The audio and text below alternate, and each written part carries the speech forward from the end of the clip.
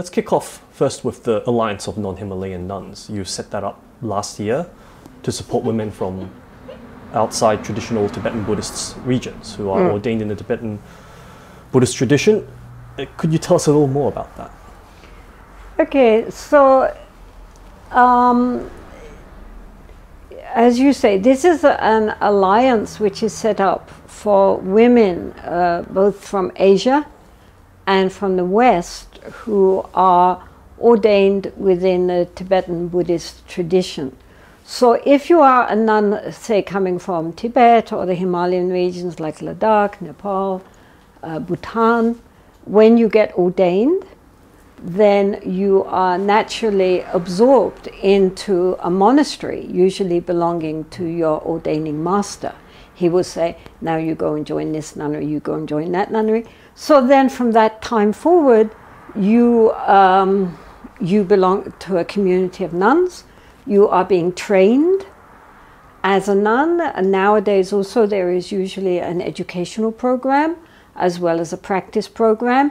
You are supported, you are clothed, you are fed, you are housed. If you're sick, the monastery, the nunnery will take care of you. But for all of those who come from outside of Himalayan areas, although it's still very easy to get ordained, I go to the Lama, I say, Rinpoche, I really want to be a nun. He says, oh, very good, merit from the past. Come back tomorrow and I'll give you, go out and buy yourself some robes, get your head shaved and come back. And so they come back and he gives them a name and says Tashidele, and that's it. There's nowhere to go. Right. There's nobody going to take care of you. There's no one going to support you. There's no financial backup. There's no sangha. Right. There's no training. So women imagine that by getting ordained, they will therefore become part of a sangha. And they discover that they've never been so alone. Right. Because they don't belong to the lay people anymore, but they also don't belong to a monastic group. And in addition, if they are, sometimes the Lama will send them to their Dharma centers, to run their Dharma centers in the West or in Asia. But those Dharma centers which have been set up by the Lamas are not supported by the Lamas.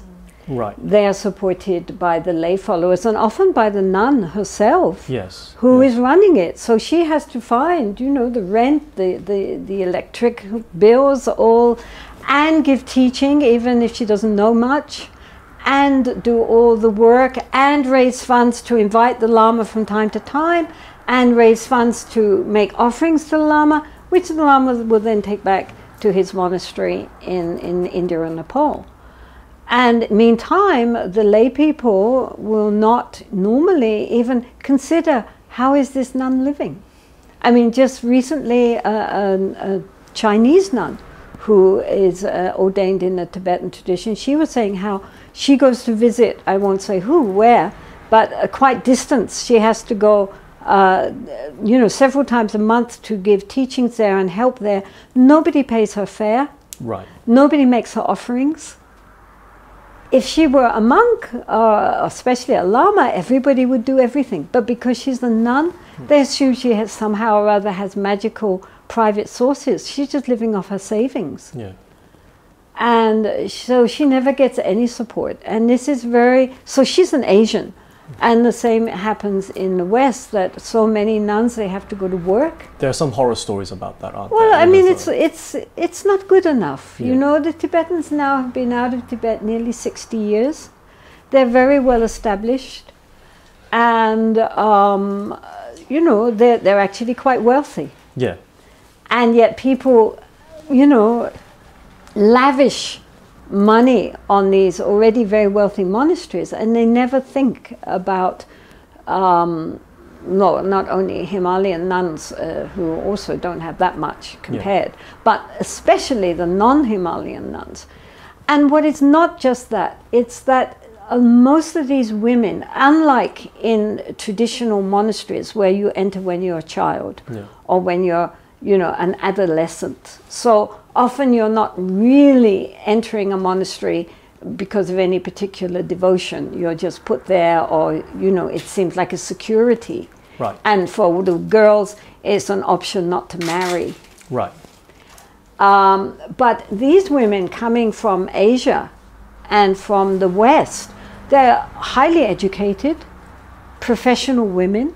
Many of them have been in relationships before, so they have a lot of understanding of the world. Yeah. They are really renouncing. They're giving up something. Yeah, they're renouncing. You know, for real, they're actually renouncing. They've got something to give up. And they really are going forth in faith, as the Buddha requested. And yet, there you are, giving up everything for the sake of the Dharma. Here I am, with all my background, all my accomplishments. I'm ready now to give this for the sake of the Dharma. Nothing. Yeah. They are not trained. They are not helped. They're not encouraged. They're just left flat. You know, your main priority is to raise funds for the Lama. Right. That's it. You know, it's not good enough. Right. That's a nice segue into female lay practitioners, because we've talked about briefly just about the lack of support for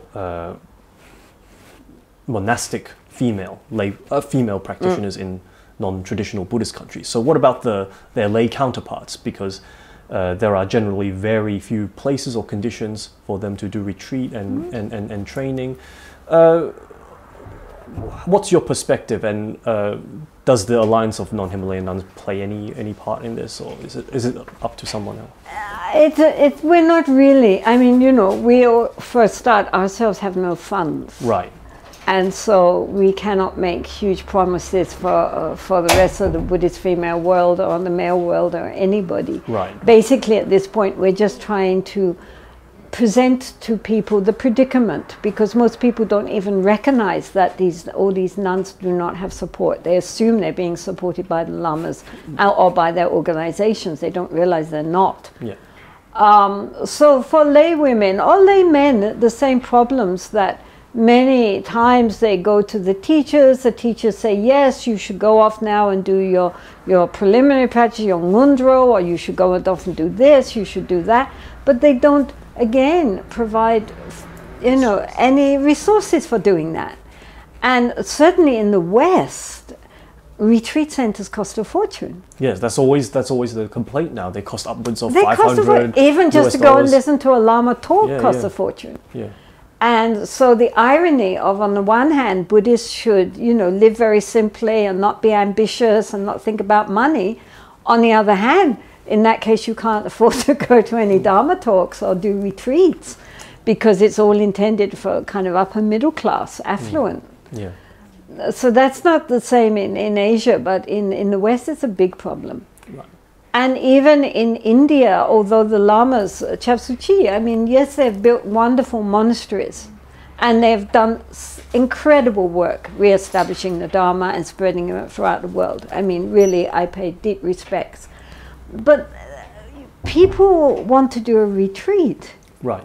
There's nowhere to do a retreat, you know, and especially for women, where is you know, you've got to be somewhere which is not only quiet and conducive, but also safe. Yeah. And very little thought has been given to that. You know, I mean, a lot of energy and money and resources given for building big monasteries, but almost nothing as far as practice centers for the students, not just the lamas, but the students, lay students and monastics, to actually have somewhere where they can go and feel safe and practice. So again, it's certain very crucial things which are needed are up to now not in place at all, nor have they really been thought about. Let's move on to the topic of India, actually. How is the growth of female practitioners in the Tibetan Buddhist tradition, both lay and monastic, looking in India from your perspective? What factors are cause, do you think, for optimism, pessimism? Well, I mean, to be honest, nowadays very few Tibetan refugee, those who were educated in India, are becoming monks and nuns. Almost none. The monasteries and the nunneries are filling with young people coming from the border regions like Ladakh, Bhutan, Lahul Spiti, Kinur. I mean, most of our nunnery is Kanuri. Nepal. The only Tibetans we have are who came from Tibet itself. Now the borders are closed, so they cannot come anymore. So Tibetans are not moving from Tibet, but originally they could, and they would join the monasteries. Now no.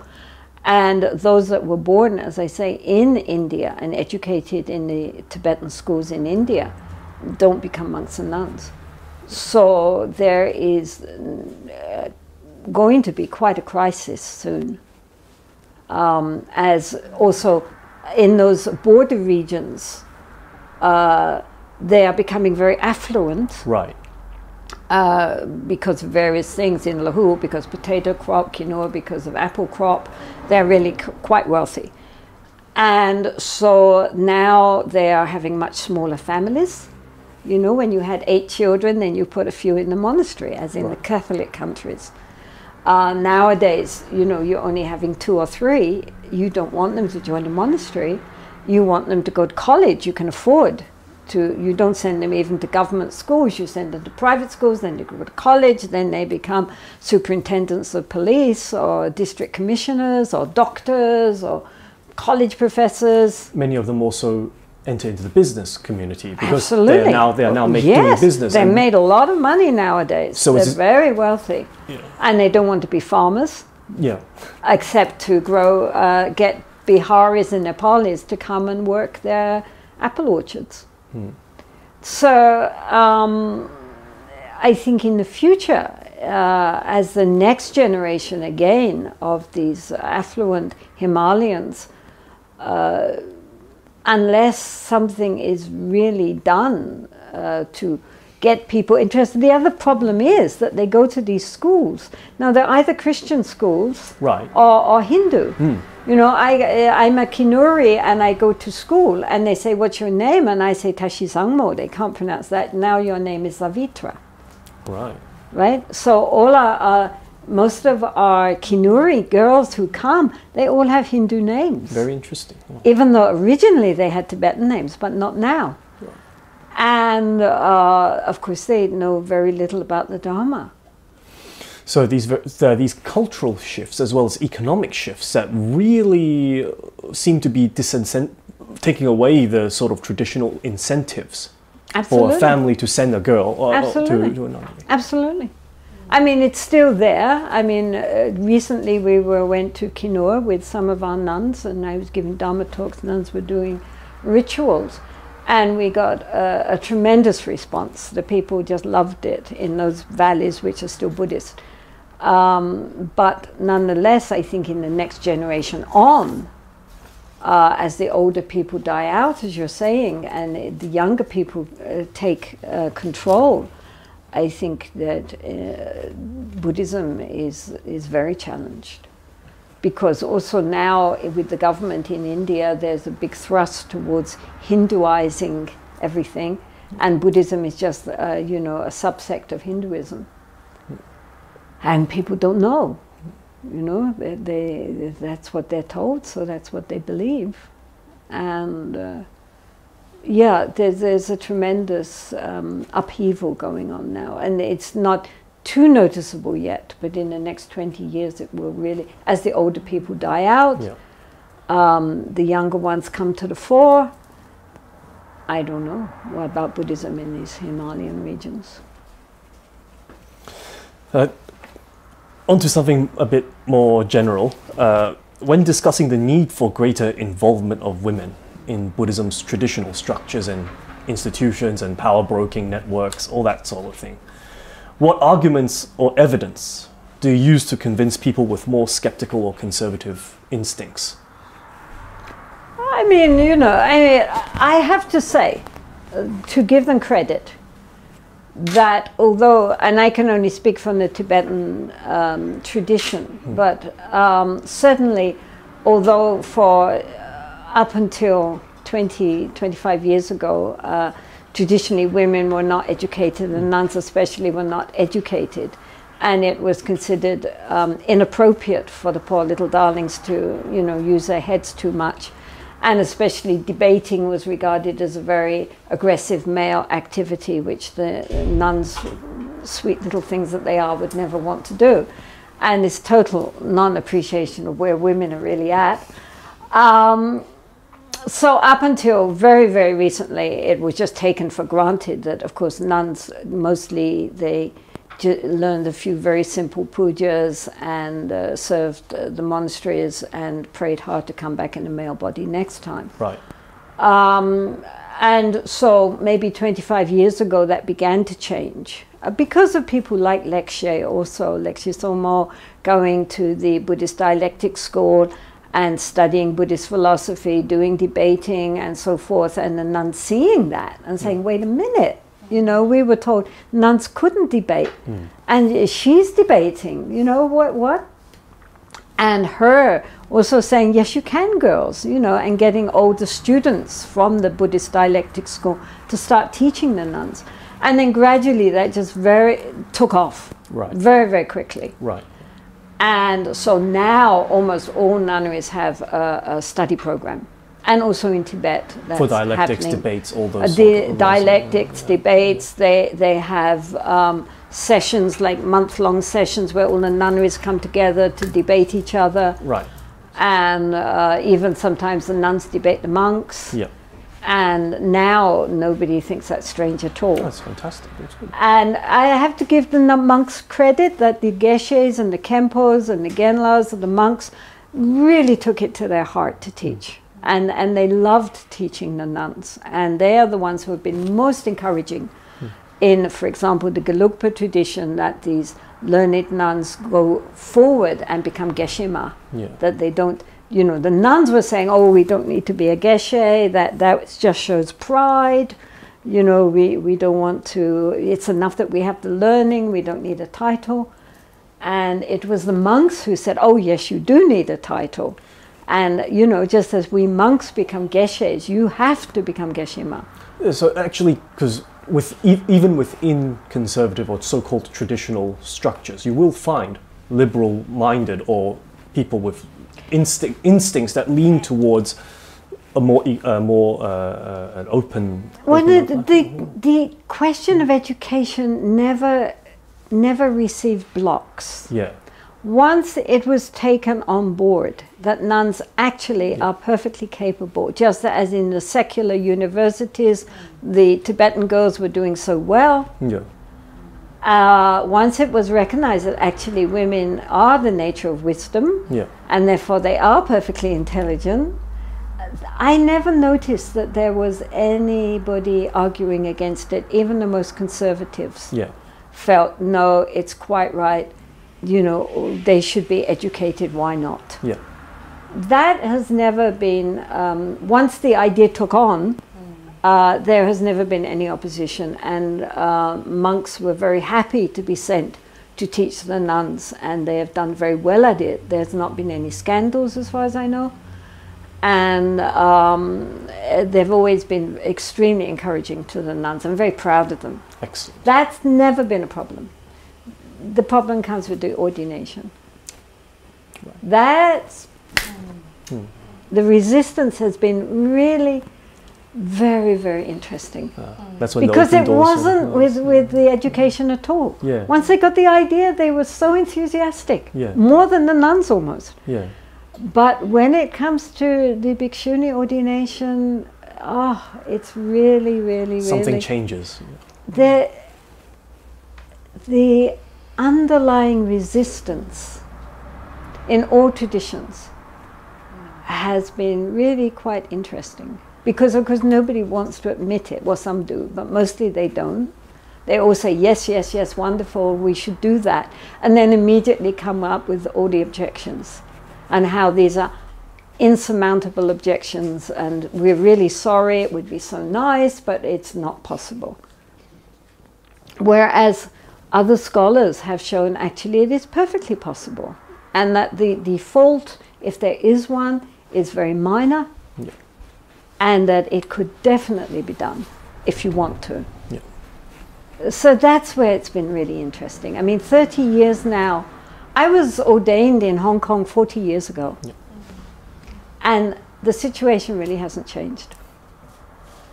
Despite conferences, researches, so many scholars really putting their heads to it, really looking into it very, very deeply, but still nothing has moved, basically. It's still the same thing, no, you know, it would be very nice, but it's not possible. Then it's clearly not an academic problem. It's not a scholarly problem. We asked one very eminent geshe, I won't say who for his sake, but somebody asked him, what is the problem? And he said, fear.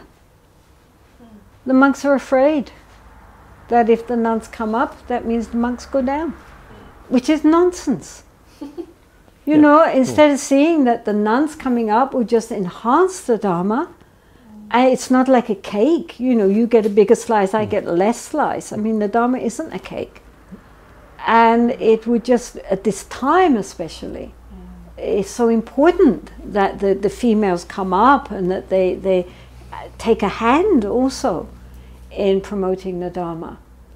That this very patriarchal fear that, you know, if women get strong, men are going to get weak. You see that in many different institutions as well, actually. Of course you do. But so you know, you would hope that they had a slightly more enlightened view. Yes, yes. But they just don't. It's the same primordial fear of the female, especially as monks. You know. Yeah. So yeah, so that we're still working on that one. We don't know. The Karmapa is trying to help. But as you say, he hasn't had much support from those. He can't act unilaterally. He has. Well, really, he has. I mean, it's going to take a lot of discussion and a lot of thought. He says he's going to go ahead, but he needs also to be very cautious. Yeah. Because everybody will be looking at him and picking holes. So we need to be very careful how it's done, because you can't use these nuns as pawns. No. You know, we have to make sure that everybody will agree that this is a valid ordination. So for that it needs a lot more thought yet. But His Holiness understands that. And he's willing to listen to, you know, those who are experts in the field. I hope it can happen, because that will open the door if it's done properly. It's about time. You know? Yeah. So another thing that occurs to me that recently I read some Dalai Lama has an interview with BBC, and then he mentioned again that. He did this interview several years ago, and he mentioned that the next Dalai Lama, if there will be one reincarnated, it can be female. It's good if it is a female, and it should be attractive. I'm sure you know that one. So there's a lot of misinterpretation, and then people say, okay, well, so you know, His Holiness is being a little diplomatic. He knows perfectly well that if he were to be reborn as a female, he would never be recognized. There is no way that those tens of thousands of monks down south, what to speak of the ones in Tibet, would ever acknowledge a female as their head. He knows that perfectly well. But in order not to be, from his side, he would be perfectly happy to be a female. But he knows perfectly well that his monastics would never, never, never, never accept a female as their head. They're not ready for that yet. So I don't think anybody has to worry whether she would be attractive or not attractive. They would never, they would all say, oh, mistake, forget that one, and look for somebody else. male. Yes.